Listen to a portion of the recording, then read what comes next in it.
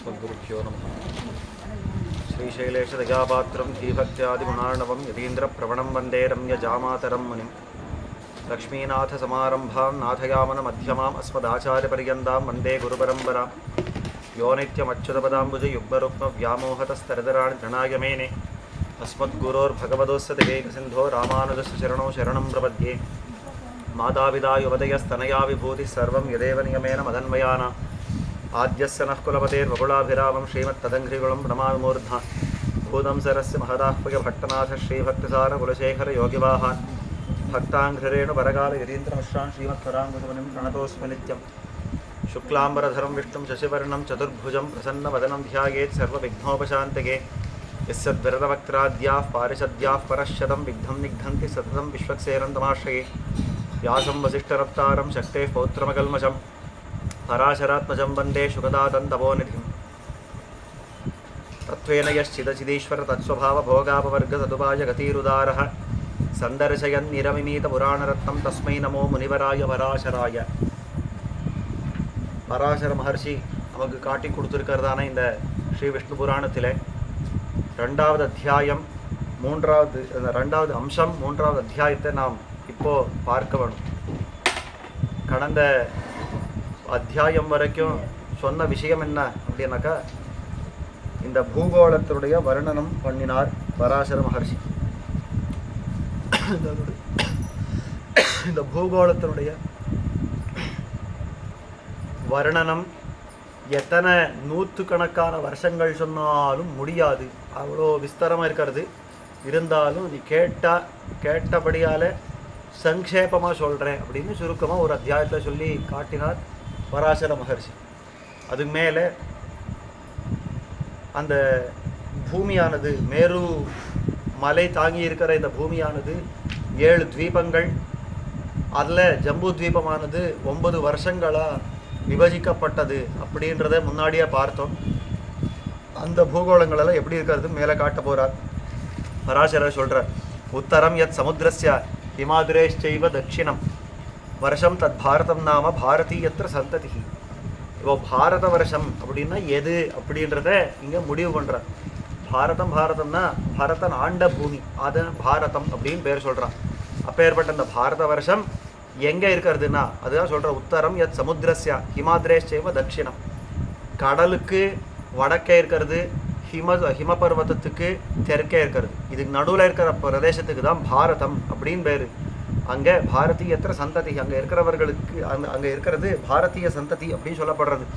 நவயோஜன சாகசிரோ விஸ்தரோஸ்ய மகாமுனே கர்வபூமிரியம் ஸ்வர்க்கம் அபவர்க்கம் ச கச்சதா. இது 9,000 யோஜனைகள் விஸ்தரத்தை கொண்டிருக்கிறது அப்படின்னு காட்டுறார். இதுக்கு தான் கர்மபூமின்னு பேர். மற்றதெல்லாம் போக பூமிகள், இது ஒன்றுத்துக்கு தான் கர்மபூமி அப்படின்னு பேர். இங்கே தான் ஸ்வர்க்கம் அபவர்க்கம்னா மோட்சம். ஸ்வர்க்கத்துக்கு போகணும்னு அதாவது அதுக்குன்னு சில யாகங்கள் பண்ணுறது, காரியங்கள் பண்ணுறதும் இந்த பாரத பூமியில் தான் பண்ணணும். அதே மாதிரி அபவர்க்கம், மோட்சத்தை அடையிறதுக்கு இவன் பண்ணக்கூடிய சாதன அனுஷ்டானமும் இந்த பூமியில் தான் பண்ணணும் அப்படின்னு காட்டுறா. மகேந்திரோ மலையசஹ்யா சுக்திமான் ரிக்ஷபர்வதா விந்தியஷ்ட பாரியாத்திரஷ்ட சப்தாத்திர குலபர்வதாக. இந்த இடத்துல குலபர்வதங்கள், பெரிய பெரிய மலைகள் இருக்கிறது 7. மகேந்திர பர்வதம், மலய பர்வதம், சஹ்யம், சுக்திமான், ரிக்ஷம், விந்தியம், பாரியாத்திரம் அப்படின்ற இந்த 7 மலைகள் இருக்கிறது. இதில் மகேந்திர பர்வதம் மேற்கே இருக்கிறது அப்படின்னு சில பேர் சொல்கிறது உண்டு. அதே மாதிரி தெற்கே இருக்கிறதுன்னு சில பேர் சொல்கிறது உண்டு. மலய பர்வதம், இந்த விந்திய பர்வதம் எல்லாம் நமக்கு தெரியவே தெரியும். அத்தः சம்பிராப்யதே ஸ்வர்கோ முக்திமஸ்மாத் பிரயாந்தி வை திரியக்துவம் நரகம் சாப்பி யாந்தியதா புருஷாமுனே. இந்த இடத்துக்கு தான் ஸ்வர்க்கமோ முக்தியோ அல்லது யாம்யகதியோ எங்கே இருந்தாலும் இங்கே தான் போகணும் அப்படின்னு காட்டுறா. இத ஸ்வர்கஸ்ச மோக்ஷஸ்ச மத்தியம் சாந்தஸ்ச கம்யதே ந கல்வன்யத்ர மர்த்தியானாம் கர்மபூமோ விதீயதே. வேறு எங்கே கர்மம் பண்ணாலும் அது அதனுடைய பலத்தை கொடுக்காது. இந்த கர்ம பூமியில் பண்ண கர்மங்களுக்கு தான் பலனை ஒழிய இங்கேனோ வெளியில் போய் கர்மங்கள் பண்ணால் பிரயோஜனம் இல்லை அப்படின்னு காட்டுறா. பாரதஸ்யாஸ்ய வருஷஸ்ய நவபேதான் நிஷாமயா இந்திரத்வீபः கசேருश्च தாமிரபர்ணோ கபஸ்திமானே நாகத்வீபஸ்ததா சௌமியः கந்தர்வஸ்வதக் வாருணः அயம் து நவமஸ்தேஷாம் தீபः சாகர சம்பிரதः அப்படின்னு இந்த பாரதத்துக்கு 9 பேதங்கள் இருக்கிறது. இந்திரத்வீபம்னு ஒன்று இருக்கிறது, கசேருன்னு ஒன்று இருக்கிறது, தாமிரபரணம், கபஸ்திமான், நாகத்வீபம், சௌமியம், கந்தர்வம், வாருணம். இப்போ நான் பராசர மகர்ஷி சொல்கிறார், இப்போ நம்ம இருக்கிற இந்த பூமி இப்படியாக 9 பாகங்கள் இருக்கிறது பாரதத்துக்கு.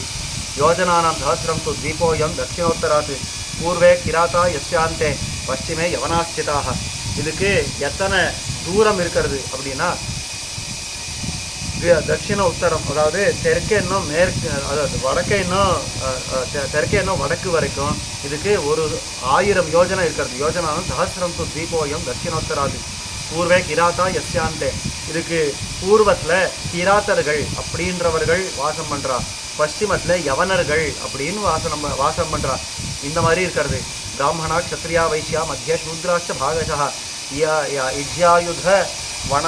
இஜ்யாயுத வணிஜ்யாத்யைகி வர்த்தயந்தோ வியவஸ்திதாக அப்படின்னு இந்த பூமியிலே தான் பிராமணர்கள், க்ஷத்ரியர்கள், வைஷ்யர்கள், சூத்ரர்கள் அப்படின்ற பேரோட இந்த வர்ணங்களோட ஜனங்கள் இருக்கா. இவ கிரமமாக ஈஜ்யை, அதே மாதிரி அதாவது பெருமாள் திருவாராதனம் பண்ணுறது, ஆயுதங்கள் பிடிச்சு தேசத்தை காக்கிறது, வாணிஜ்யங்கள் பண்ணுறது, அதே மாதிரி மற்ற உண்டான எத்தனை காரியங்கள் தெய்வீகமான காரியங்கள் இருக்கிறதோ அதை பண்ணுறது அப்படின்னு இதெல்லாம் பண்ணுறா. சதத்ரு சந்திரபாகாத்யா ஹிமவத் பாத நிர்கதாக வேதஸ்மிருதி முகாத்யாஷ்ட பாரியாத்ரோத்பவா முனி. சதத்ரு சந்திரபாகா அப்படின்ற சில நதிகளெல்லாம் ஹிமவத் பர்வத்தத்தின்னு கிளம்புறது. வேதஸ்மிருதி முகாத்யாஷ்ட பாரியாத்ரோத்பவா முனி.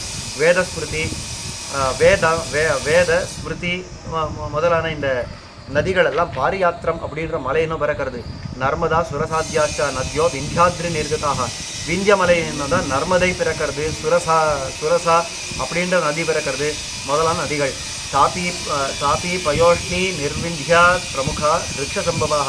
தாபி பயோஷ்ணி நிர்விந்தியா அப்படின்ற முதலான நதிகள் எல்லாம் ரிக்ஷம் அப்படின்ற மலைன்னு பிறக்கிறது. கோதாவரி பீமரதி கிருஷ்ணவேணியாதிகாஸ்ததா சஹ்யபாதோத்பவா நத்யா ஸ்மிருதா பாபபயாபவாக அப்படின்னு கோதாவரி நதி என்ன, பீமரதி, கிருஷ்ணவேணி முதலான இந்த நதிகள் எல்லாம் சஹ்ய பர்வத்தத்தினோ பிறக்கிறது. கிருத்தமாலா தாமிரபரணி பிரமுகா மலையோத்பவாக. கிருத்தமாலான்னா இன்னைக்கு நமக்கு தெரிஞ்ச வைகை ஆறு, மதுரை பக்கத்தில் இருக்கிறது வைகை ஆறுக்கு கிருத்தமாலை அப்படின்னு பேர். கிருத்தமாலா, தாமிரபரணி இதெல்லாம் தெற்கே இருக்கிறதோ இல்லையோ, தமிழ்நாடு தெற்கு பகுதியில் இருக்கிறதோ இல்லையோ, இதெல்லாம் மலையினோ பிறக்கிறது. திரிசாமா சாரியகுல்யாத்யா மகேந்திர பிரபவாஸ்பிரதாக அப்படின்னு திரிசாமா சாரியகுல்யா முதலான நதிகள் எல்லாம் மகேந்திர பர்வதம் இதுதான் தெற்கே இருக்கிறது. இன்னைக்கு திருக்குறுங்குடி அப்படின்னு சொல்கிறோமே அந்த இடத்துல தான் மகேந்திர பர்வதம் இருக்கிறது அப்படின்னு பெரியவா காட்டுறா. அந்த இடம் ரிஷிகுல்யா குமாராத்யாக சுக்திமத் பாத சம்பவாக அப்படின்னு. ரிஷிகுல்யம், குமாரம் முதலான நதிகள் எல்லாம் சுக்திமத் அப்படின்ற பர்வத்தத்திலும் பிறக்கிறது. ஆசாம் நத்யுபநத்யஷ்ட சந்தியன்யாஷ்ட சஹஸ்ரஜா. இந்த நதிகள், இதுக்கு கிளை நதிகள், உபநதிகள் அப்படின்னு 1000 கணக்கான நதிகள் இந்த பாரத பூமியில இருக்கிறது அப்படின்னு காட்டி அது மேலே சொல்றார். தாசுமே குருபாஞ்சாலா மத்தியதேசாத யோஜனாக பூர்வதேசாதிகாश्चैव காமரூப நிவாசினः புண்ட்ரா கலிங்கா மகதா தட்சிணாத்யாஷ்ட சர்வசः ததாபராந்தா சௌராஷ்டிராக சூராபீராஸ் ததாபுதாக அப்படின்னு இந்த இடத்துல எத்தனை, இந்த பாரத தேசத்தில் எத்தனை சாம்ராஜ்யங்கள் இருக்கிறது அப்படின்றத காட்டுறா. அதாவது குரு ராஜ்யம் இருக்கிறது, பாஞ்சாலம், மத்திய தேசம், அது மேலே பூர்வ தேசம், புண்ட்ரம், கலிங்கம், மகதம், தட்சிண தேசம், இந்த மாதிரி சௌராஷ்டிரம், இந்த மாதிரி நிறைய தேசங்கள்லாம் இருக்கிறது. இல்லை காருஷா மாலவாஷ்சைவா இதெல்லாம் என்ன தேசங்கள் அப்படின்னா இன்றைக்கி நம்ம மாநிலங்களை பார்க்குறோமோ இல்லையோ, அந்த ஒரிசான்னு பார்க்குறோம், இந்த பக்கத்தில் மத்திய பிரதேசம் பார்க்குறோம், உத்தரப்பிரதேசம், இந்த விஷயங்கள் எல்லாம் இங்கே வேறு பேர்களோட காட்டிருக்கான். காருஷா மாலவாஷ்சைவா பாரியாத்ரா நிவாசினஹா சௌவீரா சைந்தவா ஹூணாக சால்வா கோஷலவாசினஹா அப்படின்னு எந்தெந்த ஜனங்கள் எந்தெந்த இடத்துல வாசம் பண்ணுறான்னு காட்டுறா. பாரியாத்திரம் மலை பக்கத்தில் காரூஷர்கள், மாலவர்கள் இவர்களெல்லாம் வாசம் பண்ணுறா. கோசலம் அப்படின்ற இடத்துல சௌவீரர்கள், சைந்தவர்கள், ஹூணர்கள், சால்வர்கள் இவெல்லாம் வாசம் பண்ணுறா.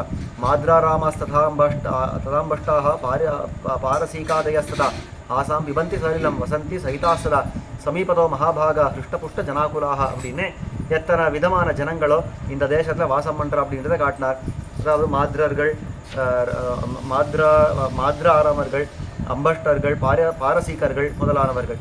அது மேலே சத்வாரி பாரதே வருஷே யுகான்யத்திர மகாமுனே கிருதம் திரேதா துவாபரஞ்ச கலிஷான்யத்திர நக்வச்சித்து அப்படின்னு இந்த பாரத வருஷத்தில் தான் 4 யுகங்கள் கணக்கிடப்படுறது. அதுதான் கிருதம் திரேதா துவாபரம் கலி அப்படின்ற 4 யுகங்கள். தபஸ்தப்யந்தி முனையோ ஜுக்பதே சாத்திர யஜ்வினஹ தானானி சாத்திர தீயந்தே பரலோகார்த்தம் ஆதராது. இந்த இடத்துல தான் முனிகள் எல்லாம் தபசு பண்ணுறா. யாரெல்லாம் யஜ்ஞங்கள் பண்ணணுமோ இந்த இடத்துல தான் யஜ்ஞங்கள் எல்லாம் பண்ணுறா. தானங்கள் கொடுக்கணும்னா இந்த புண்ணிய பூமியில தான் கொடுக்குறா.